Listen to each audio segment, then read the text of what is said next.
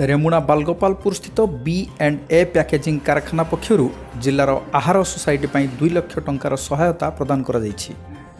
कारखानार सामाजिक दायित्वबोध अधीन बालेश्वर जिलापाल दत्तात्रेय भाव साहेब सिंधे को यह चेक प्रदान कराइथिला। कारखाना पक्षर उपसभापति अमल कुमार महांती, जनसंपर्क अधिकारी मिता महांती, वरिष्ठ परिचालक प्रशांत कुमार मिश्र चेक प्रदान करथिले। बालेश्वर शिल्पांचल थाना अधीन बांपदा निकटरे गुरुवार एक अभावनीय घटना अंचल चर्चार विषय पलटिछि।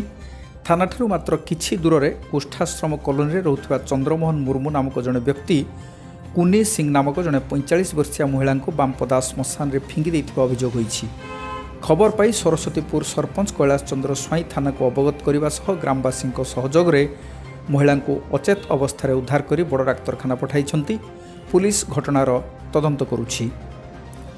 गुरुवार पूर्वाह्न प्राय 11टा समय रेमुणा गोली स्थित भारतीय स्टेट बैंक सम्मुखर बाइक डिक्की भितर रखाई 5 लाख टंका लुटि निया शिल्पांचल थाना अभियोग होइछि। जड़े वयस्क व्यक्ति बैंक 5 लाख टंका उठाई डिक्की रखी बैंक खाता अपडेट करिया जाइथिबा बेले तांको डिक्कीरू टंका तक लुटि निया से अभियोग करिसेंती। पुलिस बैंक और आखपाखे लागिथिबा सीसी कैमेरा सबू जांच करुछि। बुधवार अपराह्न पद्मपुर हाट को चली चली जाउथबा बेले एक बाइक दुर्घटन गुरुतर होइथिबा निजामपुर दुमुदा गाँवर सचिंद्र जेनांक चिकित्साधीन अवस्था मृत्यु होइछि।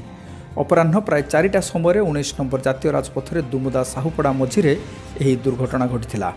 सचिंद्र को एक बाइक पछपटू धक्का देइथिला। सचिंद्र कचाड़ी होई तले पड़ जाइथिबा बेले तांको मुंडरे आघात लागिथिला।